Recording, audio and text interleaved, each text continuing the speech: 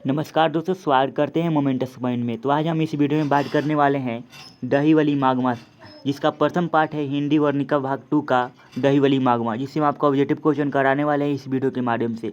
तो आप इस वीडियो को पूरा देखना होगा और वीडियो को लाइक कर दीजिए, सब्सक्राइब कर लीजिए मेरे चैनल को, आपके पास नोटिफिकेशन पहुँचेगा सबसे पहले। चलिए स्टार्ट करते हैं। देखिए, पहला प्रश्न है कि मागमा क्या बेचती थी। देखिए, मागमा क्या बेचती थी, इसका सही उत्तर हो जाएगा दही। ऑप्शन क्या हो जाएगा, ऑप्शन इसका बी हो जाएगा। आपको याद रखना है दही बेचती थी। और आपको दही पसंद है तो जरूर कमेंट करिएगा, मेरे को दही बहुत पसंद है, ठीक है। अब अगला क्वेश्चन देखते हैं। आपको ऐसे क्वेश्चन कराऊंगा इस वीडियो के माध्यम से, आपको जिंदगी भर नहीं भूलोगे, आप जाकर आराम से परीक्षा दे सकोगे और सही सही बना कर आओगे, ठीक है। देखिए, दूसरा प्रश्न है कि दही वली मागमा कहानी के कहानीकार कौन है। देखिए, दही वली मागमा की कहानी का कहानीकार कौन है, तो इसका सही उत्तर हो जाएगा ऑप्शन इसका ए हो जाएगा। आपको याद रखना है श्रीनिवास, ठीक है। ऑप्शन इसका ए हो जाएगा सही उत्तर। देखिए, अब अगला क्वेश्चन है।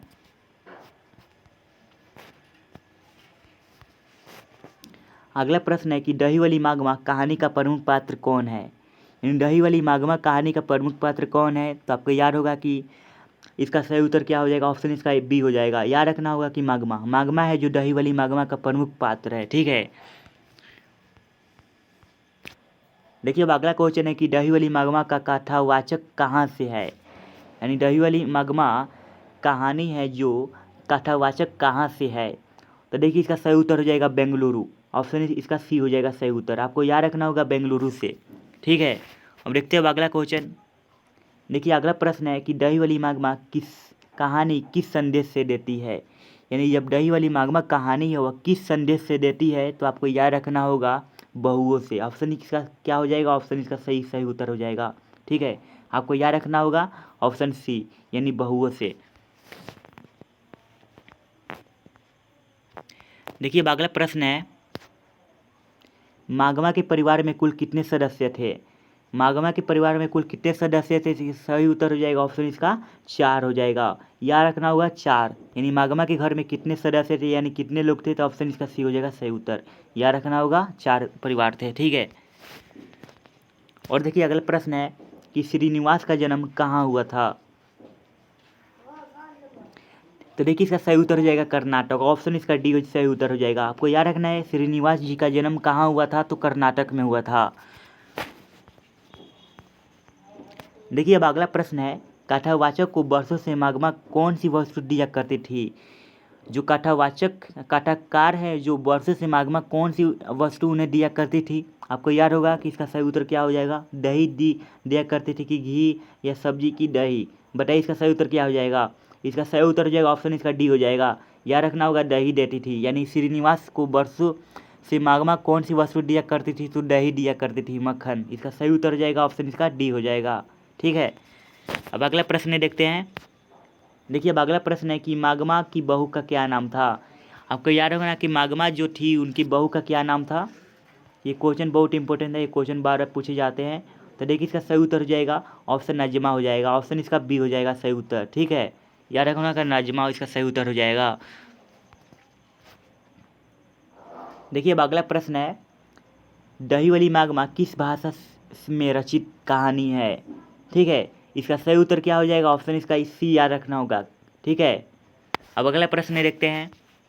देखिए, अब अगला प्रश्न है दही वली मागमा कहानी का हिंदी में अनुवाद कौन है। देखिए, दही वली मागमा के लेखक जानते हैं कि श्रीनिवास है, लेकिन इसमें पूछा है कि कहानी का हिंदी में अनुवाद किसने किया, हिंदी में अनुवाद किसने किया था। तो इसका सही उत्तर हो जाएगा ऑप्शन इसका ए हो जाएगा। आपको याद रखना है कि बी आर नारायण है जो दही वली मागमा कहानी का हिंदी में अनुवाद किया था, ठीक है। अब अगला क्वेश्चन देखते हैं, आपको याद रखना पड़ेगा।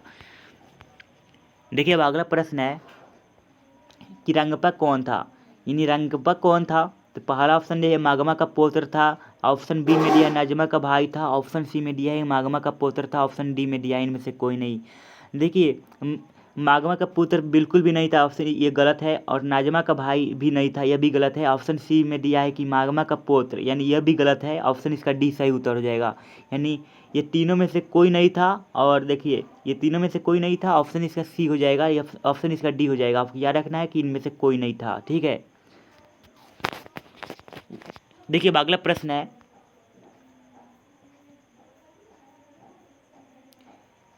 देखिए अब अगला प्रश्न है, इस क्वेश्चन में फोकस करना होगा आपको कि माग्मा एवं नाजमा के बीच झगड़े मिटका कर अच्छे संबंध स्थापित करने का माध्यम कौन था। तो देखिए आपको याद रखना होगा कि माग्मा का पोता जो था वह माग्मा और नाजमा के झगड़े को मिटका कर अच्छे संबंध स्थापित करना चाह रहा था। ठीक है, अब अगला क्वेश्चन देखिए, इसमें दिया है कि कथावाचक को माग्मा क्या कहती थी, यानी कथावाचक को माग्मा क्या कहती थी। जो कथावाचक श्रीनिवास लिखे हैं उनको माग्मा क्या कहती थी, इसका सही उत्तर हो जाएगा क्या कहती थी, मौसी जी कहती थी। ऑप्शन इसका बी हो जाएगा। ठीक है,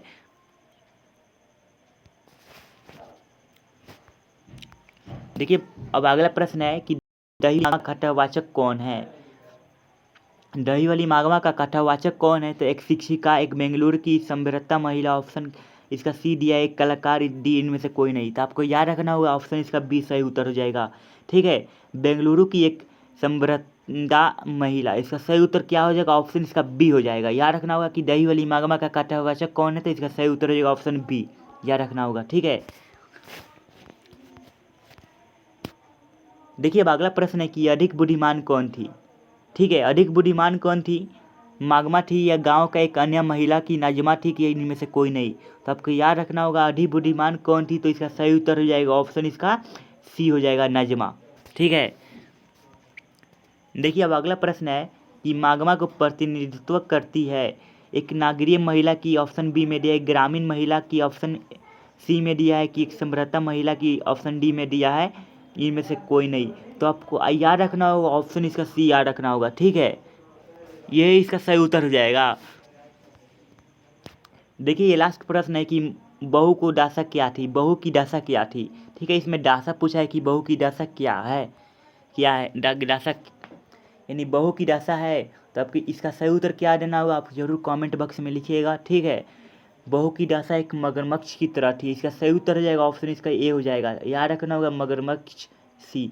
ये 2020 में क्वेश्चन पूछा था, आपको याद रखना पड़ेगा इस क्वेश्चन को, तभी समझ में आएगा। और सब्जेक्टिव क्वेश्चन भी लेकर आऊँगा अगली वीडियो में। तो वीडियो को लाइक कर दीजिए, अपने दोस्तों के पास ज़रूर शेयर करना पड़ेगा दोस्तों। तो अगली वीडियो में मिलता हूँ, और चैनल को सब्सक्राइब कर लीजिए। ठीक है।